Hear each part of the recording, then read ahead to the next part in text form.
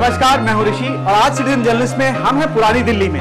यहाँ एक वर्कशॉप चलती है इन छोटे छोटे बच्चों के साथ। ये बच्चे यहाँ पर काफी कुछ सीखते हैं और सीखते हैं इतिहास, किस्से कहानियां, वो किस्से कहानियां जो इन गलियों, इस इलाके के बारे में है मगर आप और हम भूल चुके हैं। तो आज हम इनमें से कुछ बच्चों के साथ गलियों में जाएंगे और जानेंगे कि इन गलियों का नाम क्या है, क्यों है। बच्चों चलो आज बाहर चलते हैं, घूम कर आते हैं, चलो।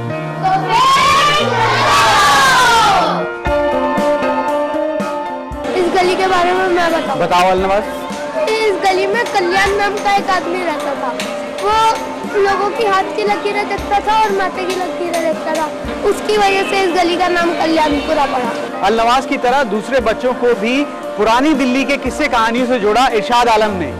अब हम अलीहा और अलीजा के साथ और बाकी बच्चों के साथ कुछ और गलियों में जाते हैं, मगर आप जानिए कि क्या वो वजह थी कि इरशाद आलम इन बच्चों के साथ काम कर रहे हैं।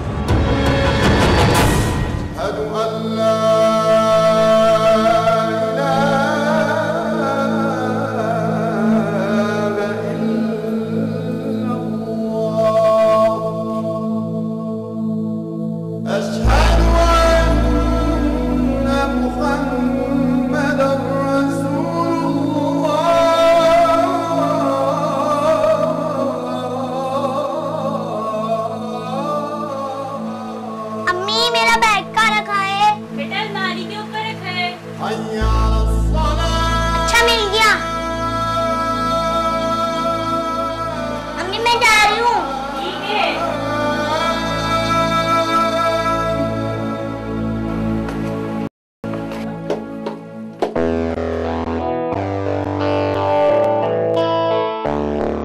इटली है मेरे यार। क्या आपको पता है कि मैं कहाँ जा रही हूँ? मैं पुरानी दिल्ली में रहती हूँ और मुझे अपनी गली से जुड़ा एक इंटरेस्टिंग सा किस्सा ढूंढना है।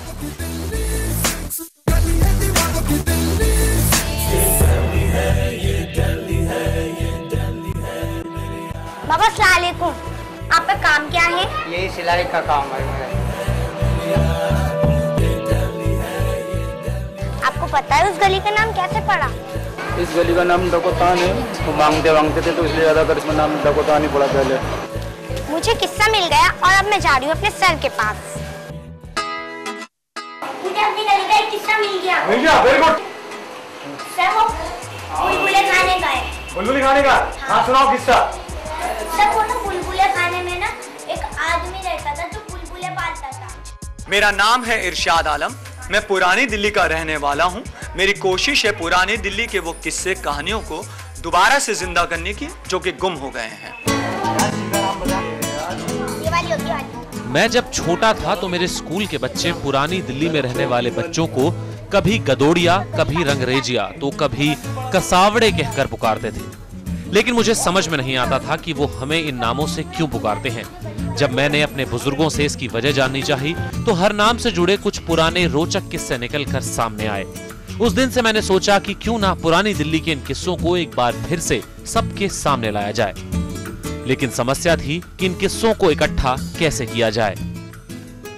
किस्से निकालने का काम बच्चे ज्यादा अच्छे ढंग से कर सकते थे और बच्चे यहाँ की पढ़ाई से भी दूर भागते थे और जिसकी वजह से ड्रॉप आउट रेट भी बहुत ज्यादा है। मैं उन बच्चों के भविष्य के लिए कुछ करना चाहता था। मैंने सोचा एक तीर दो निशाने हो जाएंगे और इस तरह से शुरुआत हुई 2000 में टैलेंट क्लब की।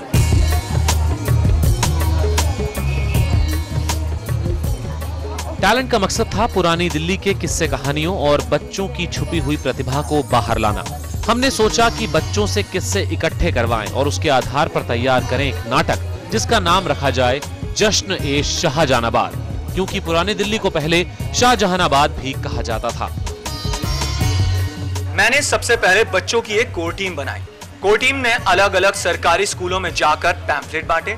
पैम्फलेट बांटने के बाद शुरू होती है इंटरव्यू ऑडिशन की प्रक्रिया और उसमें हमारी कोशिश होती है पुरानी दिल्ली के हर गली मोहल्ले से बच्चों को ढूंढ कर लाना और उनकी प्रतिभा के आधार पर उनको चुनना।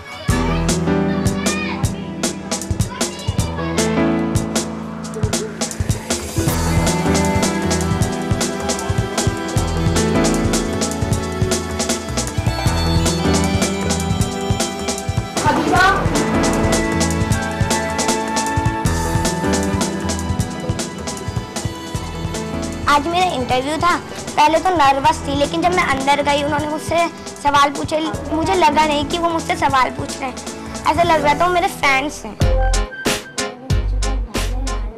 इंटरव्यू और ऑडिशन होने के बाद बच्चे हमारी फैकल्टी के मेंबर हो जाते हैं। हमने अपनी फैकल्टी को 7 भागों में बांटा है और हर फैकल्टी अलग अलग काम करती है। फैकल्टी का सारा काम बच्चे ही करते हैं।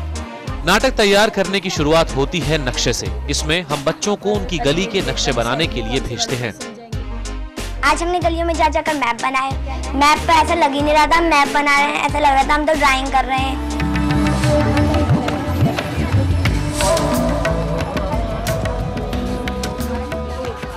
इन गलियों में घूमकर बच्चे मैप बनाते हैं और निकाल कर लाते हैं कुछ अजीबोगरीब किस्से। देखने में गलियां वैसे तो आम हैं, लेकिन हर गली के पीछे एक किस्सा है। जैसे ये गली डकोतान। यहाँ डकोत रहते थे जो शनि मांगते थे। ये लोग ब्रिटिश सरकार के मुखबिर थे। इनमें से कुछ के पास सांड होता था। बताया जाता है कि उस सांड से लोग मन्नत मांगते थे।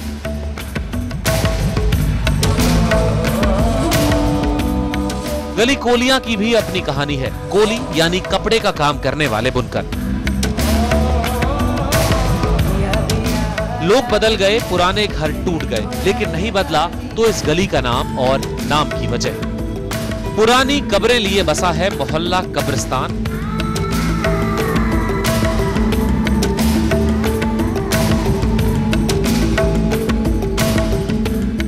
कुछ गलियां पुरानी, कुछ नई, कुछ किस्से पुराने, कुछ नए।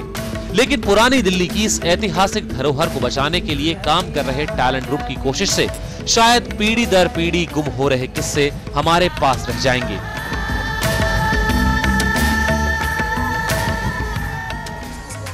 मैप बनाने और किस्से इकट्ठे होने के बाद उनमें से फाइनल किस्सों को चुना जाता है और फिर शुरू होती है नाटक की स्क्रिप्टिंग।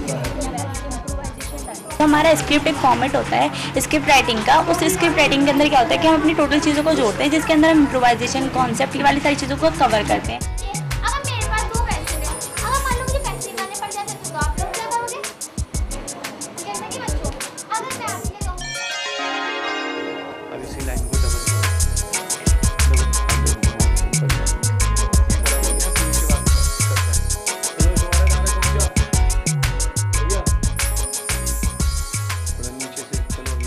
यहाँ पर हमने मेकअप सीखा, वो भी अलग अलग तरह के, जैसे base makeup, half mask makeup, mask makeup, experimental makeup, ऐसे ही अलग अलग तरह के मेकअप करने सीखे। थिएटर बच्चों को सही गलत की पहचान कराता है। यहाँ के लोगों के बात करने का अंदाज ही अलग है। मेरी कोशिश है यहाँ के बच्चों के लहजे में सुधार लाने की, और इसीलिए मैं इन बच्चों के वॉइस मॉड्यूलेशन और बॉडी मूवमेंट की टेक्निक पर काम कर रहा हूँ।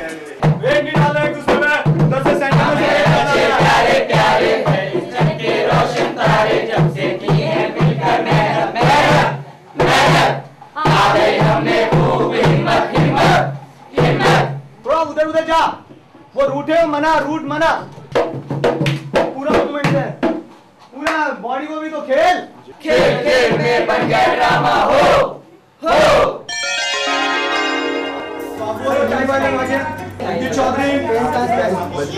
रेडी, इंसान बन जाओ, फटाफट जल्दी इंसान बनिए, चलिए फटाफट। इधर से तो आप खड़े होके तो नीचे बैठो, आप खड़े होके तो कॉस्ट्यूम बन गई, एक एक करके मेकअप करके बुलाएंगे, नीचे बैठो। वो लम्हा शायद आ ही गया जिसका हम बेसब्री से सभी पूरी टीम इंतजार करती है। तो इस बार फिर चक दे टैलेंट। तो देखिए चकते हैं कैसे, लेकिन इस वक्त सब तरफ क्रियोस हो रहा होगा, बच्चों के अंदर एक डर है, लेकिन फिर भी हम एक जोश और जुनून के साथ उस मसले को हल करेंगे और अपने इस पूरे प्रोग्राम को जश्न शाहजहानाबाद को हिट और सुपर डुपर हिट करने की पूरी इंशाल्लाह कोशिश करेंगे।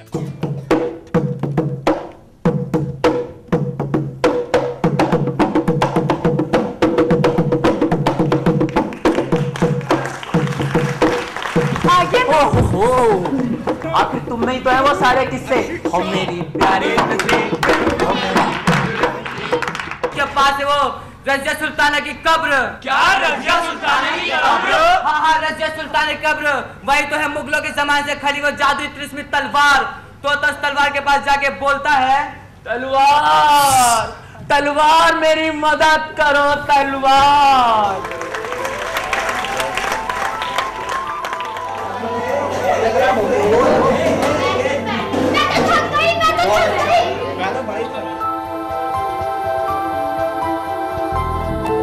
पुरानी दिल्ली की गलियों से शुरू हुआ ये सफर आज स्टेज पे आके पूरा हुआ। ये शुरुआत है बदलाव की, ये शुरुआत है एक आंदोलन की। जैसे मुझ में बदलाव आया, पहले और पहले में फर्क समझ में आया, कह रहा हूं मैं फर्क समझ में आया, वैसे ही बदलाव आए इनके अंदर। मैंने तो ढूंढ लिए अपने जैसे 10, अब इनकी जिम्मेदारी है अपने जैसे 10 ढूंढने की, ताकि ये किस्से कहानियों का सिलसिला इन बच्चों की जिंदगी को संवारने में एक आंदोलन बन जाए। IBN 7 के लिए सिटीजन जर्नलिस्ट इरशाद।